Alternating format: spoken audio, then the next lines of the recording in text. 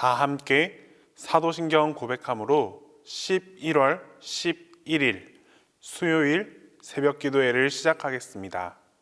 나는 전능하신 아버지 하나님, 천지의 창조주를 믿습니다. 나는 그의 유일하신 아들, 우리 주 예수 그리스도를 믿습니다. 그는 성령으로 잉태되어 동정녀 마리아에게서 나시고 본디오 빌라도에게 고난을 받아 십자가에 못 박혀 죽으시고 장사된 지 사흘 만에 죽은 자 가운데서 다시 살아나셨으며 하늘에 오르시어 전능하신 아버지 하나님 우편에 앉아 계시다가 거기로부터 살아있는 자와 죽은 자를 심판하러 오십니다. 나는 성령을 믿으며 거룩한 공교회와 성도의 교제와 죄를 용서받는 것과 몸의 부활과 영생을 믿습니다.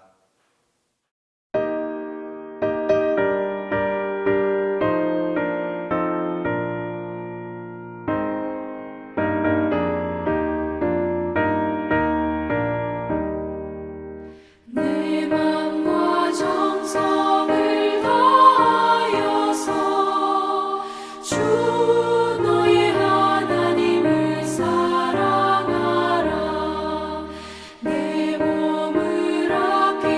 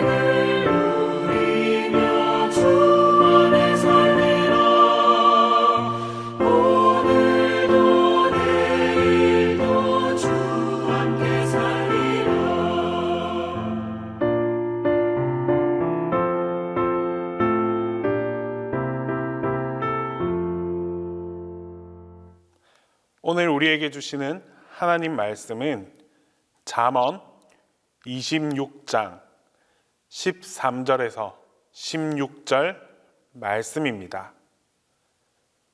구약성경 잠언 26장 13절에서 16절 말씀입니다. 다 함께 봉독하겠습니다. 게으른 자는 길에 사자가 있다, 거리에 사자가 있다 하느니라. 문짝이 돌저기를 따라서 도는 것 같이 게으른 자는 침상에서 도느니라. 게으른 자는 그 손을 그릇에 넣고도 입으로 올리기를 괴로워하느니라. 게으른 자는 사리에 맞게 대답하는 사람 7보다 자기를 지혜롭게 여기느니라. 김남준 목사님께서 쓰신 게으름이라는 책을 보면 재미있는 이야기가 하나 적혀 있습니다. 매일같이 TV 앞에 앉아서 시간을 보내는 한 사람이 있었는데 그가 그렇게 애지중지하던 TV가 그만 고장이 나버렸습니다. 그는 이 TV를 고치기 위해서 여기저기 다니면서 며칠 동안을 아주 굉장히 바쁘게 보내었습니다. 자, 그렇다면 이 사람은 갑자기 부지런해진 것일까요? 우리는 이 질문의 답을 아주 잘 알고 있습니다. 그는 부지런해진 것이 아니라 지금도 여전히 게으른 사람입니다. 지금 TV를 고쳐야지 다시 게으른 생활을 할 수 있기 때문에 그는 여전히 게으른 사람입니다. 다른 예를 들어봅시다.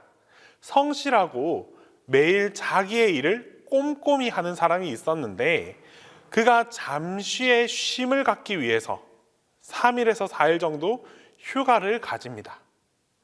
3, 4일 동안 푹 쉬었다면 그는 게을러진 것일까요? 우리는 이 질문에 대한 답도 너무나 잘 알고 있습니다.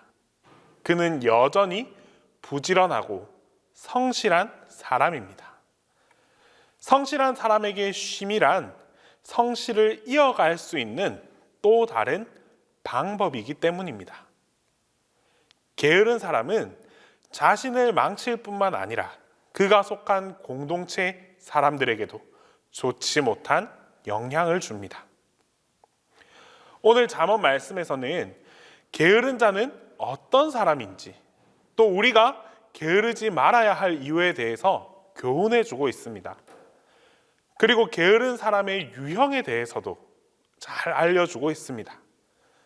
먼저 13절 말씀에 게으른 자는 길에 사자가 있다, 거리에 사자가 있다 하느니라. 한마디로 이야기해서 핑곗거리가 아주 많은 사람입니다. 길에 사자가 있다, 거리에 사자가 있다. 그래서 나는 나가지 못하겠노라 라고 말하는 사람입니다. 이처럼 핑계가 너무나 많아서 이런 일도 저런 일도 나는 할 수가 없다 하는 게으른 사람을 말합니다. 사사시대에 여자 사사 드보라가 있었습니다. 이 드보라는 당시 모든 백성의 신망과 그리고 사랑을 받고 있는 여자 사사였습니다. 이 드보라가 사사로 활동하던 시절에 이스라엘 민족은 가나안의 왕 야빈에게 압제를 받고 있었습니다. 가나안의 왕 이 야빈과 적장 시스라가 이스라엘 백성들을 아주 강하게 압박하고 있었습니다. 그는 여자였던지라 자기가 직접 나가서 싸우기에는 사실 버거움이 있었습니다. 그래서 하나님께 여쭈어보았더니 바락이라는 장군을 찾아가서 부탁하라라고 말씀해 주셨습니다. 드보라는 곧장 바락을 찾아갑니다. 그리고는 이스라엘을 위해서 가나안 왕 야빈과 적장 시스라와 싸워서 그들을 물리쳐 달라라고 부탁합니다. 그런데 바락은 완곡한 거절을 합니다. 당신이 만약에 간다면 내가 함께 가겠지만 당신이 가지 않으면 나도 가지 못하겠다라고 말합니다. 여자의 몸으로 직접 전투에 참여하는 것이 힘에 겨워서 부탁하는 것인데, 이렇게 말한다는 사실은 자기 자신은 가지 않겠다라는 말과 틀림이 없습니다. 드보라는 그 자리에서 말합니다. 내가 너와 함께 가겠다. 그러나 너는 이 전쟁을 통해서 영광을 얻지 못할 것이다. 이 말인즉 고생은 고생대로 하더라도 하나님께서 너에게 주실 영광을 차지하지 못할 것이다 라는 의미입니다. 바락은 이 드보라와 함께 전쟁에 나아갑니다. 하나님께서는 적장 시스라의 목을 베는 그 영광을 이 바락에게 주지 않았습니다. 겐 사람 헤벨의 아내 바로 야엘이라는 무명의 여인을 통해서 적장의 목을 베는 그 영광을 주었습니다. 바락은 온갖 고생은 다 했지만 결국 영광을 얻지 못한 사람이 되고 말았습니다. 핑계를 대고 하나님이 그에게 주신 기회를 걷어찬, 그리고 그 걷어찬 후에 끝내 영광을 얻지 못하는 어리석고 미련한 사람이 바로 이 바락이었습니다. 바락처럼 우리의 삶 가운데에서도 하나님께서 우리에게 기회를 주셨을 때 이런저런 핑계를 대는 것은 게으름의 일종입니다. 14절 말씀으로 게으름의 또 다른 유형을 말씀해 주십니다. 문짝이 돌적이를 따라서 도는 것 같이 게으른 자는 침상에서 도느니라. 이런 종류의 게으름은 삶의 지평이 그 자리에 머물러 있고 한 발짝도 그 자리에서 나아가지 못하는 사람, 그런 사람을 말하고 있습니다. 문짝이 돌적이를 따라서 계속해서 돌다 보면 그 한 자리에서만 머물 뿐 문 밖을 향하여 나아가지 못합니다.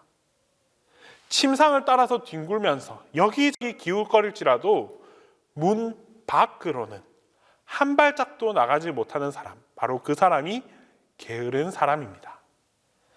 하나님께서는 당신의 백성들에게 이 세상으로 나아가라라고 주문하십니다.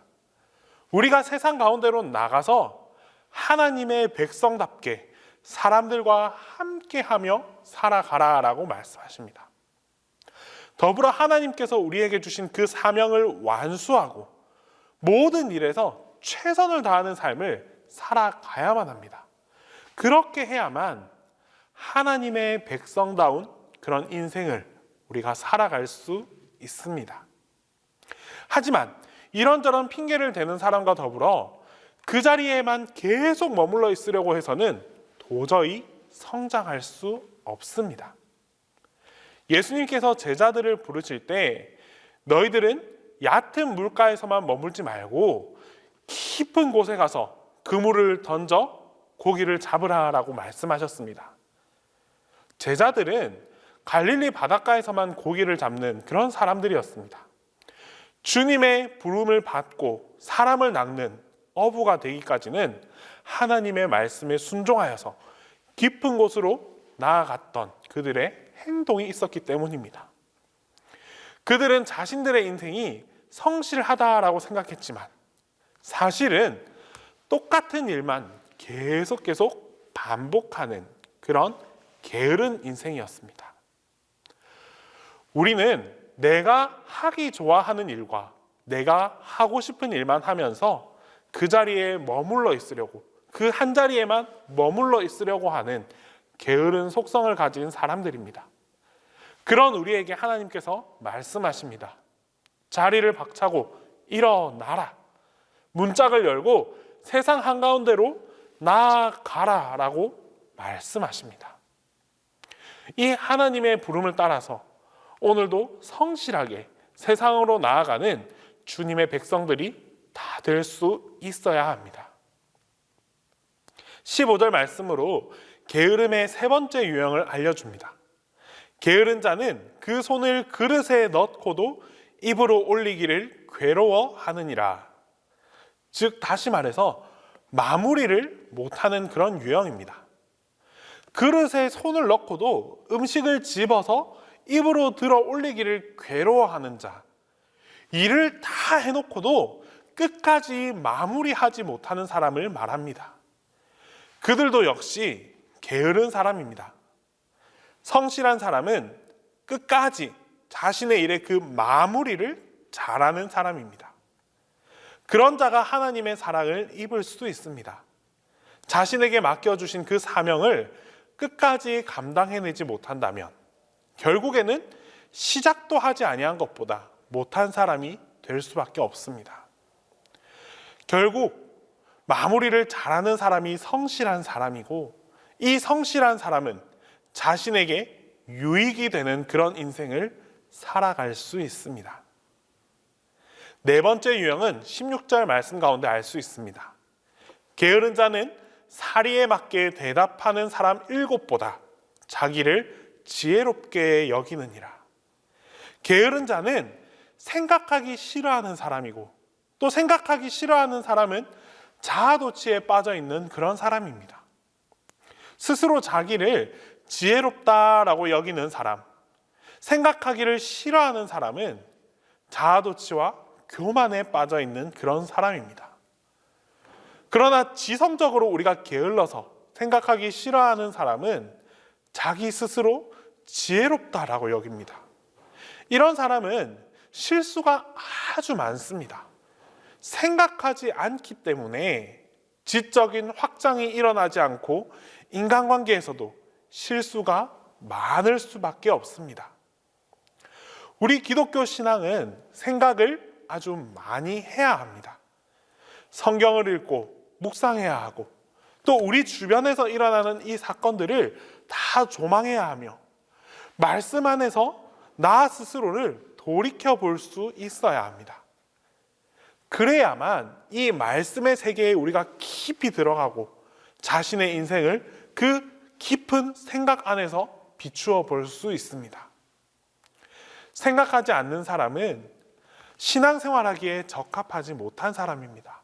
지적인 유의를 즐기고 하나님의 말씀 속에서 지적인 성실함을 가질 수 있도록 우리가 노력을 기울여 봅시다.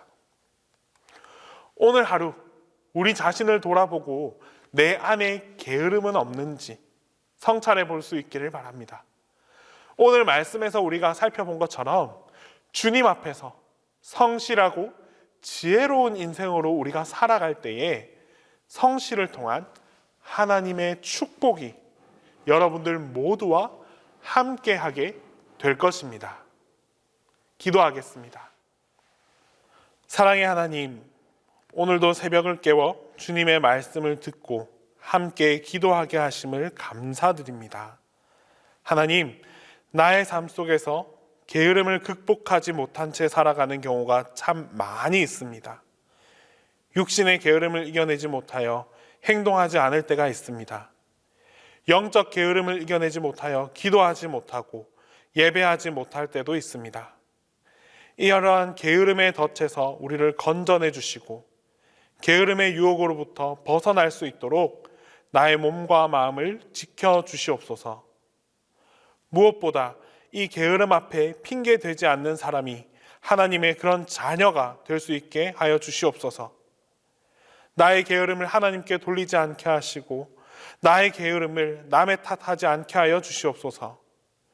나의 게으름을 온전히 직시함으로 진취적인 삶을 살아가는 제가 될 수 있기를 원합니다. 온전한 성실을 실천함으로써 하나님의 기쁨이 되는 삶을 살아가게 하여 주시옵소서. 이 시간 특별히 교회와 우리 교우들을 위해 중보함으로 기도하는 중보기도단을 위하여 기도합니다. 중보기도단원들에게는 기도하는 성실을 실천할 수 있는 그 마음과 환경들을 주관하여 주시고 기도 가운데 게으름이 틈타지 않도록 주님께서 지켜주시옵소서. 중보기도단의 기도에 열매가 맺혀지길 간절히 원합니다. 기도의 능력이 나타나게 하시고 기도의 응답이 보여지게 하시고 기도의 역사하심을 확증하게 하여 주시옵소서. 이 모든 것들을 경험함으로써 날마다 감사함으로 기도할 수 있는 그런 축복 또한 허락하여 주시옵소서. 중보기도단 모두에게 하나님의 크고 놀라운 사랑과 축복을 먼저 허락하여 주셔서 기도하는 일에 방해받는 일이 없게 하시고 기도를 통해 하나님과의 교제를 경험하는 우리 단원들 모두가 되게 하여 주시옵소서. 이제 주님께서 가르쳐 주신 기도를 다 함께 하겠습니다. 하늘에 계신 우리 아버지, 아버지의 이름을 거룩하게 하시며 아버지의 나라가 오게 하시며 아버지의 뜻이 하늘에서와 같이 땅에서도 이루어지게 하소서. 오늘 우리에게 일용할 양식을 주시고 우리가 우리에게 잘못한 사람을 용서하여 준 것 같이 우리 죄를 용서하여 주시고 우리를 시험에 빠지지 않게 하시고 악에서 구하소서. 나라와 권능과 영광이 영원히 아버지의 것입니다.